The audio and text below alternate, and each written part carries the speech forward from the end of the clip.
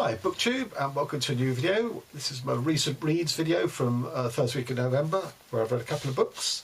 The first is Tell Them of Battles, Kings and Elephants by Mathias Enard, published on Fitzcarraldo.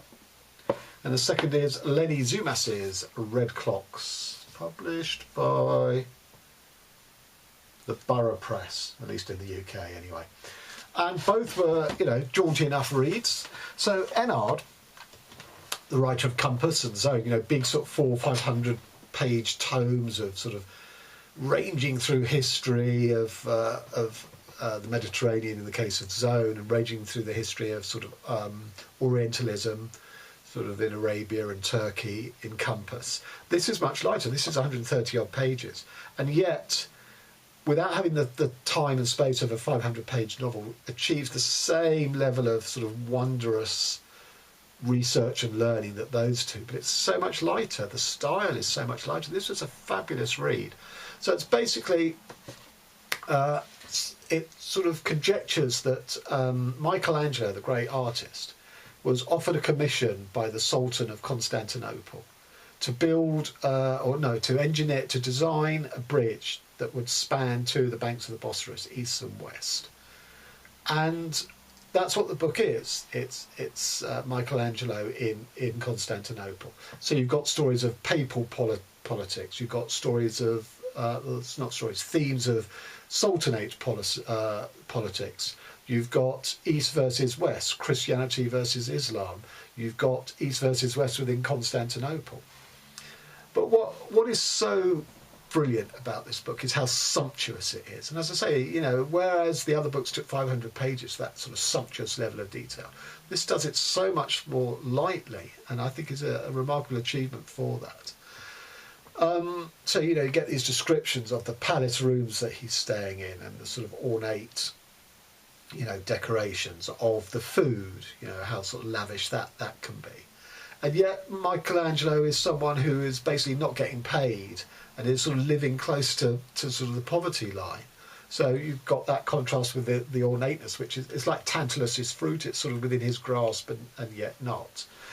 But I think the ultimate thing that I really responded to in this book was, Michelangelo has a fantastic eye for beauty of the form, be it sort of inanimate things, be it decoration, be it food. And yet when it's made flesh, when it's a woman in his case, he can't touch, he can't bring himself to touch it. It's a sort of detached, remote appreciation of the aesthetic. And the best voice in it, which occasionally sort of intercedes, is the voice of the woman singer stroke Houri, however it's pronounced, who he has an attraction to, and they sleep in the same bed, but he won't do anything, he won't touch her or anything. And her voice of that sort of, frustrated desire, you want me and yet you can't bring yourself to touch me. And also she would rather be in the West, because she's basically a slave girl, or near as damn it, in Turkey. Sorry, in Constantinople. Her voice is fantastic in this. And I'm just going to read you the very first chapter, which, straight away plunged me into, I'm going to love this book. But gives you an idea of this sensuousness. Night does not communicate with the day. It burns up in it. Night is carried to the stake at dawn. And its people along with it, the drinkers, the poets, the lovers. We are a people of the banished, of the condemned. I do not know you. I know your Turkish friend. He is one of ours. Little by little, he is vanishing from the world, swallowed up by the shadows and their mirages. We are brothers. I don't know what pain or what pleasure propelled him to us, to stardust. Maybe opium, maybe wine, maybe love, maybe some obscure wound of the soul deep hidden in the folds of memory. You want to join us. Your fear and confusion propel you into our arms. You want to nestle in there, but your tough body keeps clinging to its certainties. It pushes desire away, refuses to surrender. I don't blame you. You live in another prison, a world of strength and bravery, where you think you can be carried aloft in triumph. You think you can win the goodwill of the powerful. You seek glory and wealth. But when night falls, you tremble. You don't drink, for you are afraid. You know that the burning sensation of alcohol plunges you into weakness, into an irresistible need to find caresses, a vanished tenderness, the lost world of childhood, gratification, the need to find peace when faced with the glistering uncertainty of darkness. You think you desire my beauty, the softness of my skin, the brilliance of my smile, the delicacy of my limbs, the crimson of my lips, but actually, what you want without realising it is for your fears to disappear, for healing, union, return, oblivion. This power inside you devours you in solitude. So you suffer, lost in an infinite twilight, one foot in day and the other in night. As I say, to me, brilliant, sumptuous, seductive, desire-dripping writing. And, you know, it's in his other books, but it's buried because it's, you know, there's all this sort of welter of stuff and detail, whereas here it's much more punchy. And I love this. This was 5 stars for me. And on to Leni Zumas's Red Clocks. So this is a near post-apocalyptic novel in the sense of it's an America that's maybe not too hard to imagine.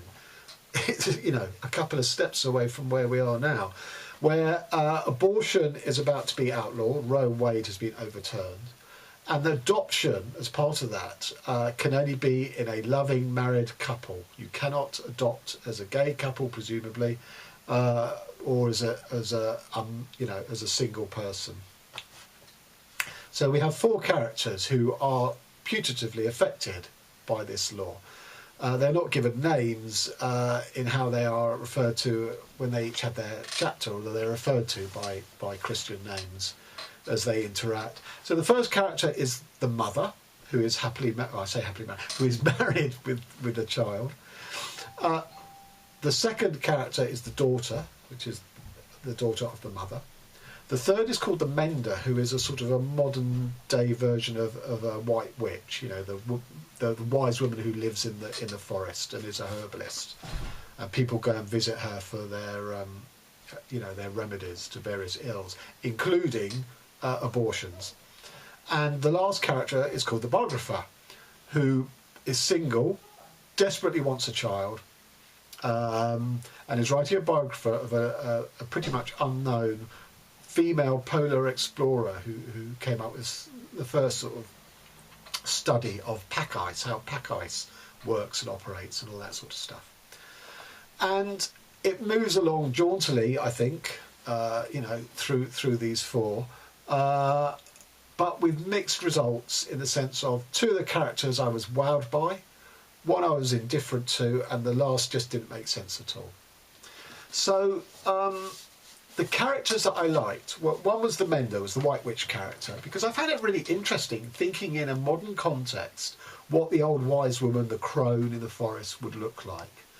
And, you know, all those sorts of, fairy tale things of, the wicked witch, and poison and all that, which, those are the prejudices brought to bear on this woman, but she's nothing like that. And I found all that really engaging, really interesting.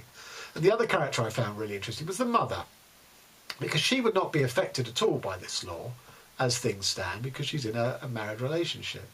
But she's desperately unhappy in it. You know, she keeps craving for time to herself, away from the family, but the husband won't step up and do the necessary and take his turn. And I just found Zuma's observations on unhappiness within marriage.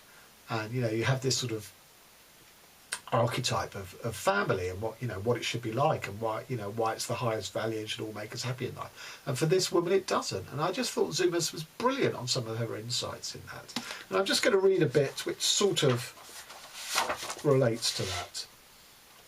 She's talking about her own children. Blonde brown, endearing, demanding, sometimes quite irritating. How eerily they resemble Susan and Didier, which are the 2 parents. It's much more than the colouring. They are shaped like their parents. Bex with Didier's shadowy eye sockets, John with Susan's elfin chin. Small faces imprinted by 2 traceable lineages. They are the products of desire, sexual, yes, but more importantly, in the age of contraception at least, they come from the desire to recur, Give me the chance to repeat myself. Give me a life lived again and bigger. Give me a self to take care of and better. Again, please, again. We're wired, it said, to want repeating, to want seed and soil, egg and shell, or so it said. Give me a bucket and give me a bell. Give me a cow with her udders a swell. Give me the calf, long eyes, long tongue, who clamps the teat and sucks. So I think that's a brilliant little sort of meditation on, we're so busy wanting to sort of recreate and reproduce ourselves into the future generations that we don't take the time to live in the now. You know, we're so concerned about our legacy and our heritage that, you know, we let the time that we have now sort of slip through our fingers. So I thought the mother was a fantastic character. Her daughter, I thought, as the one most affected by this premise of the outlawed abortion and stuff, you know, left me indifferent. You know, it's fairly standard. You know, teenager, how that was represented, her responses to, you know, how this abortion law would work and affect her. I didn't gain any insight in the way that, unlike the mother, where I just, you know, was blown away by this stuff that Zumas was coming up with. I just thought the teenage daughter was fulfilling the sort of the plot expectations, really. She didn't really seem to have a character of her own. And that brings me to the fourth character, the mender, who I did not understand at all. She kept saying herself, I'm single, why, you know, and yet I had this burning need for a child in my 40s. But she doesn't know why. She keeps trying to explain it and she can't. And I thought, well, if you can't explain it, sure as hell I can't. I didn't buy that she had such a need. So she's exploring the thing about adopting as a single person before the law comes into place.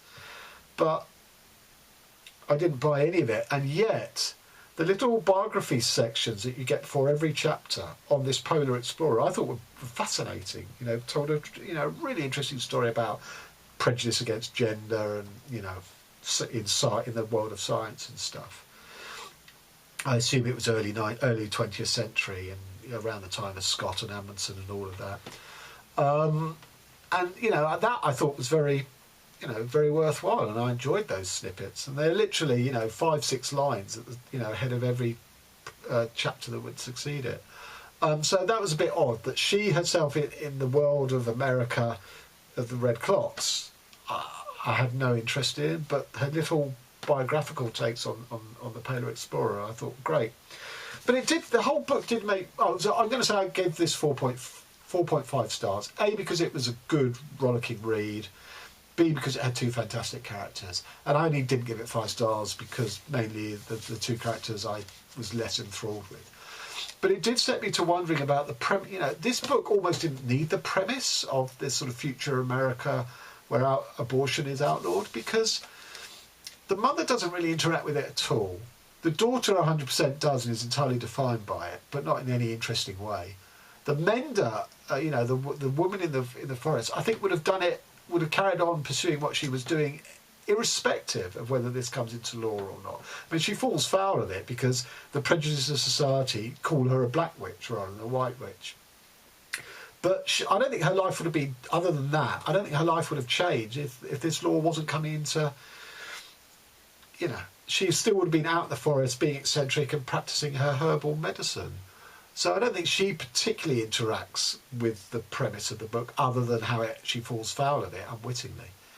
And the biographer is sort of affected by it because of this sort of, mania to adopt before the law cut. But, really I thought the book was about these 4 women and their personal stories and how they viewed life and stuff. And as I say, with the mother and the mender,